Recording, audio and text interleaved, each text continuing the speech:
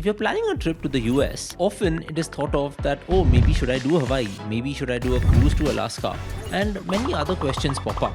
If I were to really think about Hawaii, I could probably put it into 4 buckets. You have beach activities, or you have the sea where you have like a lot of surfing activities and you can enjoy the water. The second one is the mountains. You can do a lot of hikes and treks, and that can give you a great view of the islands. The third one is the food. So it is the remotest regions, but you have influences of not only American cuisine, but Japanese cuisine also. And then you start seeing all of these poke bowls and all that also pop up. And then the fourth one is culture.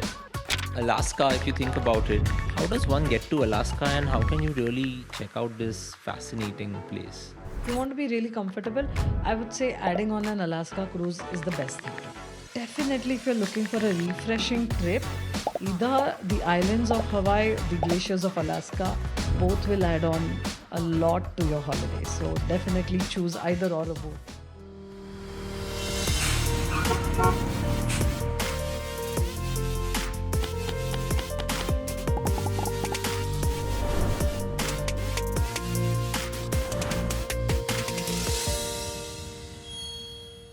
A few weeks ago, we spoke about the western coast of the US.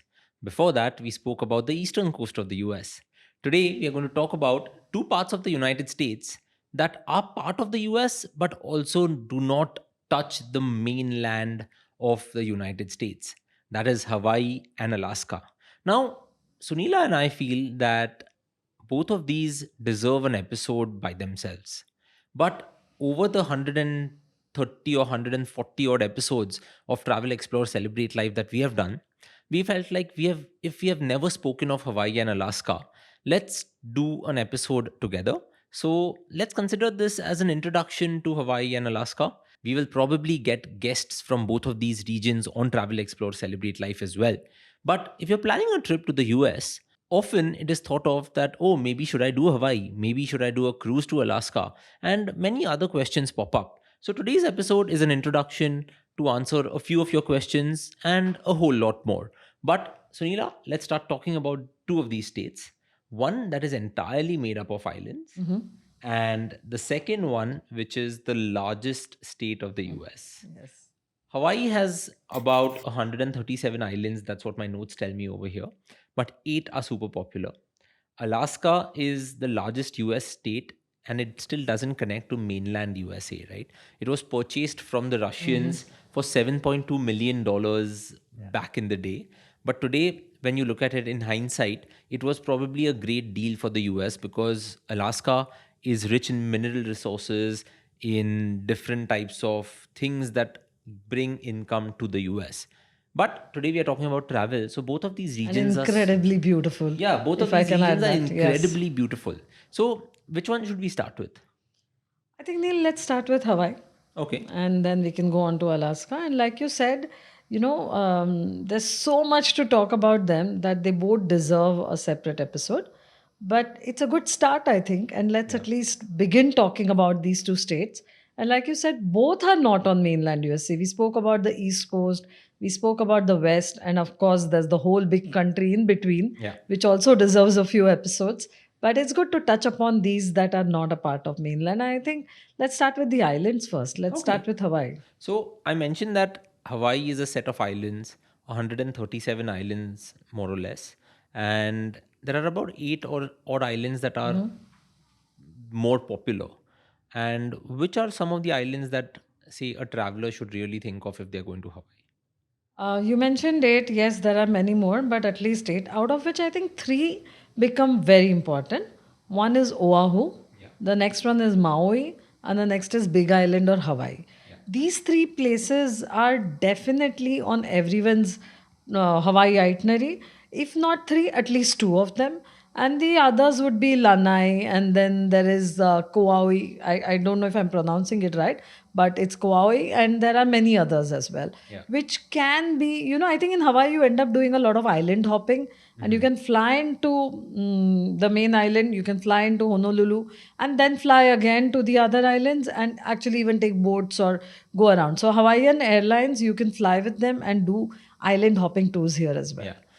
There is a misconception where people think Hawaii will probably be like any other beach destination that you go to. Now, when I talk about beach destinations closer to India, you have Mauritius, you have Madagascar, you have Seychelles, All you have Sri these. Lanka, Maldives, Thailand, the Andaman Nicobar Islands, Lakshadweep. But what do you think makes Hawaii different?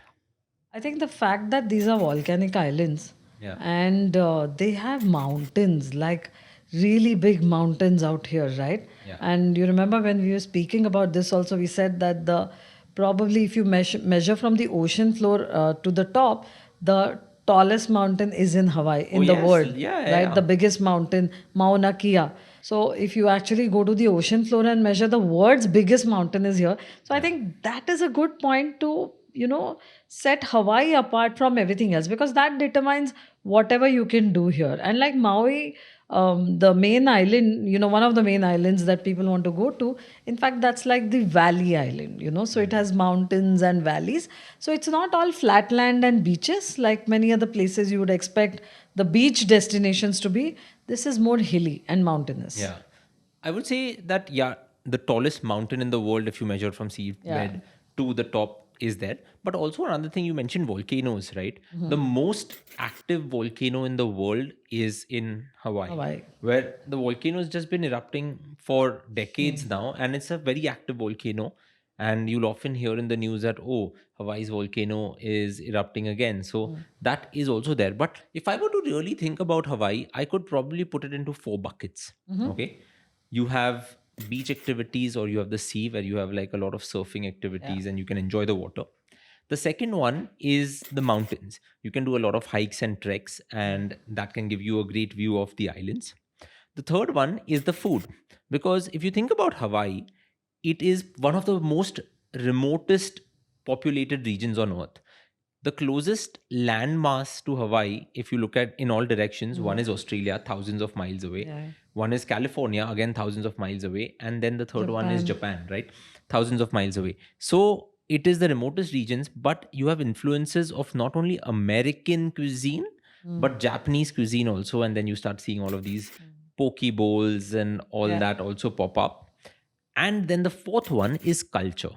Because if you look at Hawaii and if you look at any of the videos or you read about Hawaii, being nice, being courteous, welcoming guests is in their culture. And that's why you see all of these song and dance that, Yes. you're welcomed at the resort and all of that. So all four of these are kind of things that I would associate Hawaii with. Now let's come to Sunila, the travel planner, right? Someone might be sitting with you and ask you that, okay, just going to Hawaii can be a little difficult. What should we club it with? So, you mentioned where it is, and I think, like we mentioned the last time in our West Coast episode, easiest to combine it is with something on the West Coast of the USA. Yeah. So, fly in from Los Angeles or fly in from San Francisco. Some flights will again connect via LA as well, and from Japan as well. Yeah. You can fly in from Japan. So maybe LA is closer. It's about 5 hours, 4 to 5 hours. Japan's a little more, about 7, but you can do it if you want to. Yeah. So depending on where you want to go and how much time you have, either do a Japan Hawaii tour or do a USA and Hawaii tour. Both can work. And you mentioned about the kindness and the patience, and I absolutely agree. I think that is one of the welcoming images that pop to mind when you think of Hawaii, and that is encapsulated in their Aloha Spirit. Yeah. So the Aloha Spirit is all about being patient and kind and welcoming. And Neil, you mentioned culture, and I love the way you put it into those four buckets because it just makes it so easy to understand. So, coming to culture, it is all the Polynesian culture, and these are the Polynesian people. And when you think of aloha, it means, face to face, which is alo, and ha is breath of life. And if you know, we have another Polynesian culture, which was from New Zealand, where they also do the hongi, which is the sharing the breath of life Yeah. when you greet and welcome people. So, it's all about being calm, being kind, welcoming people. And I think the spirit comes to you when you land in Hawaii and you feel like everything's so calm and nice that you can really enjoy it. So, yes, get in either from the US, coming back to the question, from the US or Japan, and start your journey. So, you'll probably land into Honolulu and then you can continue your journey elsewhere. Okay, now second question, right? The second question is if I'm doing like this beach-esque holiday, I'm not calling it a beach holiday, beach-esque holiday, because you're doing all of Yeah. these other things. Should it be, if I'm coming from Tokyo or if I'm coming from LA or San Francisco, should it be at the start of my trip or at the end of the trip? I would say at the end of the trip, because there's something about beaches, like even take Goa for example. The Yeah. minute you land there, there's something that calms you down. And at that point, having the beach at the start might be great. You do your wellness therapies or relax or walk on the beach and then get ready to explore a destination. So that's the only time probably I would put it at the start, but otherwise I would say end with it, because to come back home with that Yeah. relaxed mind, body, and a fresh spirit is really nice. I think you've put it aptly, and I also quite agree that that relaxed mindset should be at the end and not at the start. So that's quite important. Okay, so the third question is related to self drives. Hawaii, I guess people say that it's always good to take your own car Yeah. and go check out the island. So would you say self drive is a great option for us travelers from India? And are there any tips or suggestions that you'd like to give? I would say self drive is definitely a big option out here. I mean, it is, you have to consider that. And you can have a great holiday if you can do your own driving around the island of Hawaii, because everything becomes easier to reach places, to get to places, to see things.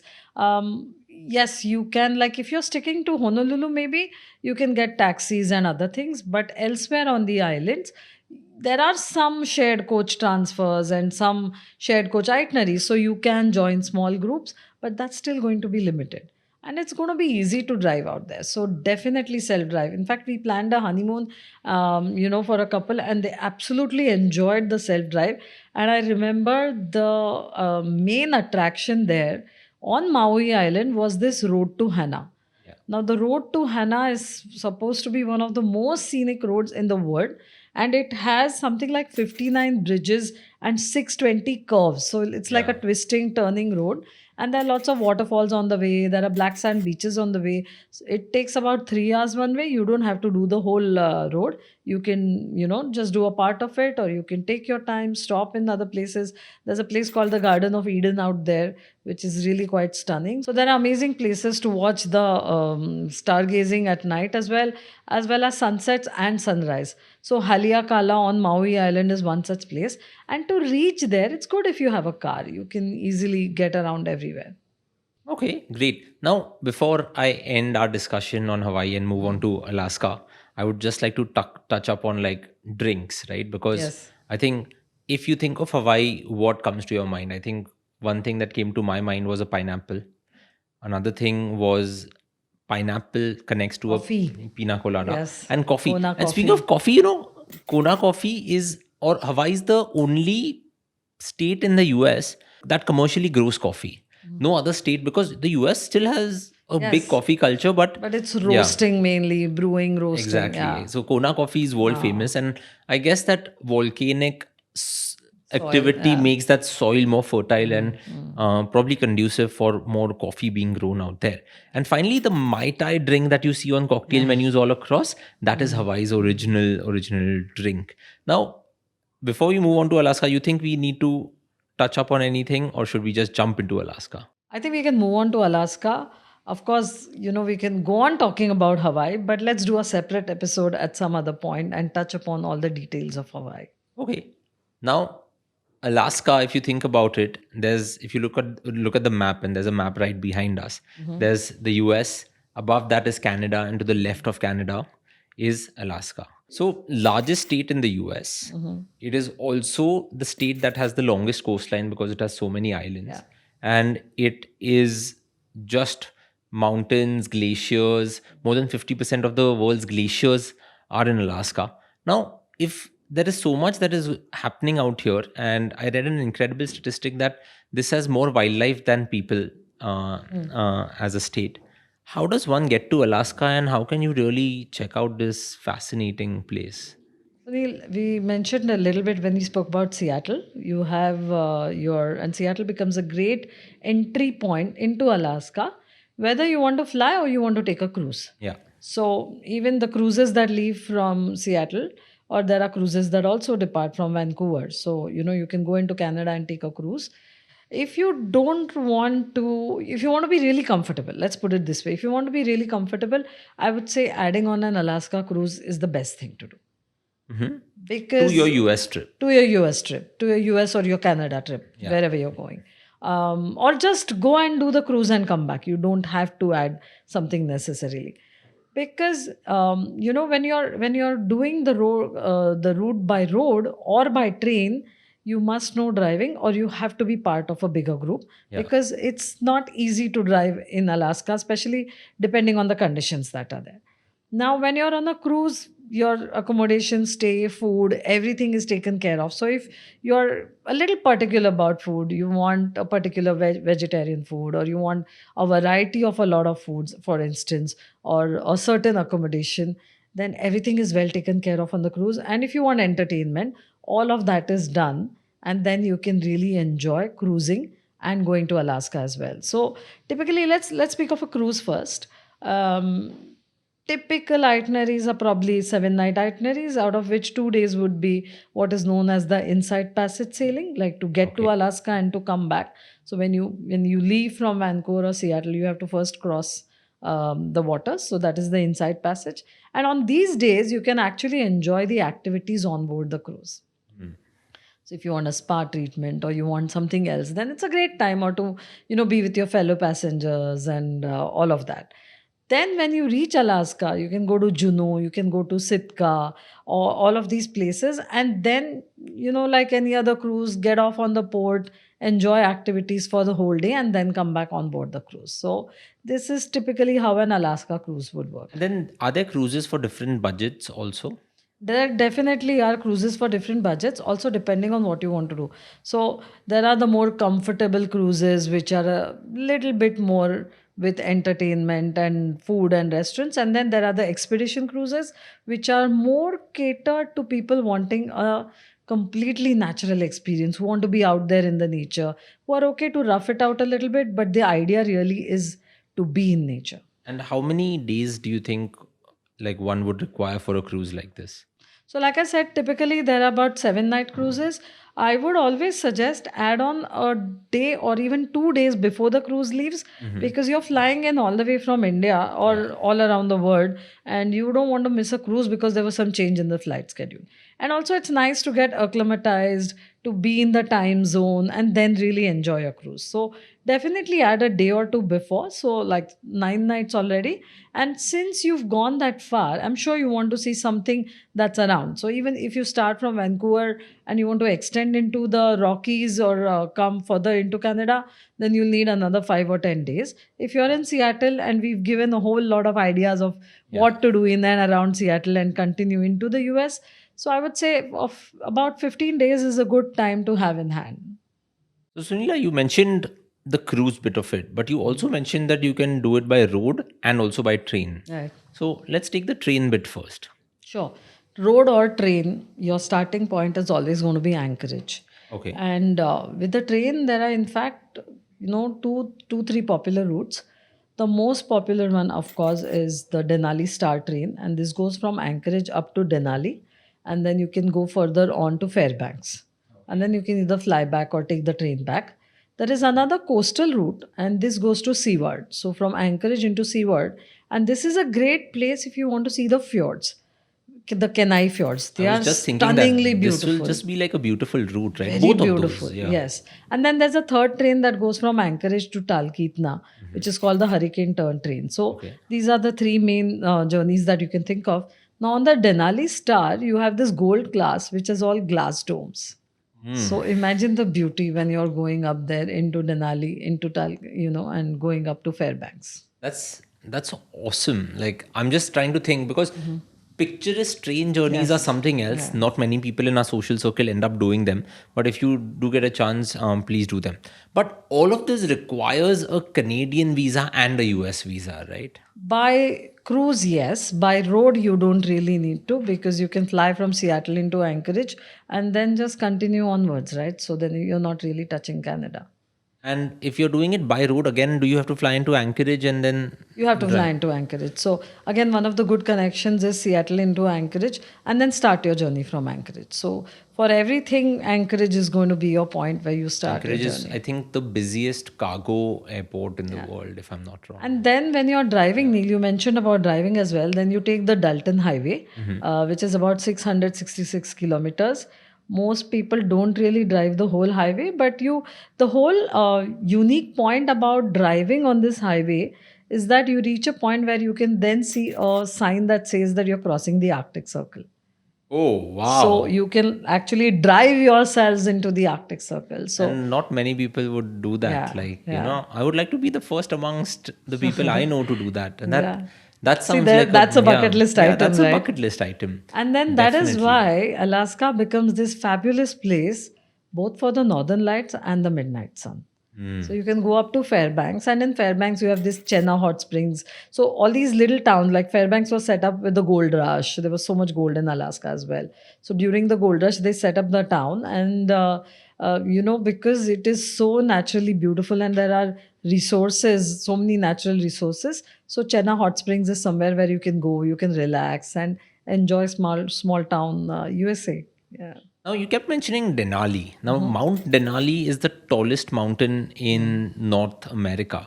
But there's also something known as the Denali National Park, right? Like, tell me a little more about it. So Denali National Park is the main attraction out there when you're either going by train, by road, in Alaska.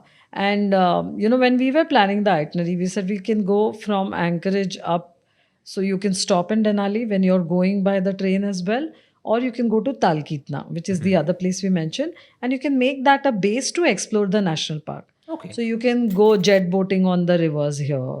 You can take a flight seeing cruise and go up and have a beautiful helicopter ride and view the Denali National Park from the top. So this is really your place to see the wildlife in their natural habitats. So like when we say what will you pack? If you're going here and you're on your own, then I'll say carry a bear spray with you. Oh, bear spray. Yeah, like a bear spray. You will probably have get it only in the US, right? Yes, in these places. Yeah, because there are a lot of black Hiking bear. shoes, Yeah. good Yeah. clothes, like some But a bear layers. spray is what? Just So to it's like some pepper, just to in case you're in the wild alone and you are you in come. front of a bear. Well, I've heard that, okay, if you come across a bear, like, don't think about anything, just drop dead because that's the only way you can survive. But, well, we've covered Alaska and Hawaii in a kind of introduction way, and I'm glad. Do you think you can club both of them together? I mean, that would be a great trip. But it would be It would be also, via LA. So again, you will have to fly back to Los Angeles, then either drive you would have up to pack or for two fly. weathers also, no? Yeah, you have to pack for two weathers. Yeah, I don't Definitely. think, yeah, probably not a But great what's idea. interesting is at Vinawad, we have a Hawaii and Mexico tour, You can do which that. is also something different. Yeah, it's like tropical and all of that. Yes. Yeah, maybe that one. And then probably do Alaska on a cruise. Yeah. Or maybe trying to do it all three would I think also in make terms sense. of combining Alaska with Seattle or Alaska with Canada and all of Canada going ahead really works well. That kind of makes sense. Okay, great. Do you think you want to say any final points about Hawaii or Alaska?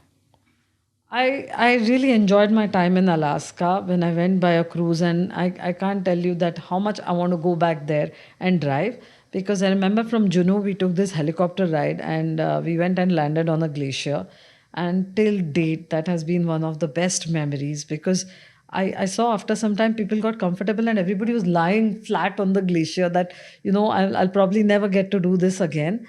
The water was so pure everywhere, the air was pure. I'm sure it adds a few years to your life. So definitely, if you're looking for a refreshing trip, either the islands of Hawaii or the glaciers of Alaska, both will add on a lot to your holiday. So definitely choose either or both. Well, I certainly hope that you've given our listeners enough to start thinking about a trip to either Alaska or Hawaii. But thank you so much for, like, it's always a pleasure to pick your brain on all of these things. And I'm glad we covered these. I can't believe it took us like more than 100 episodes to actually reach Yeah. Hawaii and Alaska. But it should not take you 100 trips to reach Hawaii or Alaska, is what we would say. But thank you for tuning in to this episode of Travel Explore Celebrate Life. We will see you next time. Bye bye. Bye.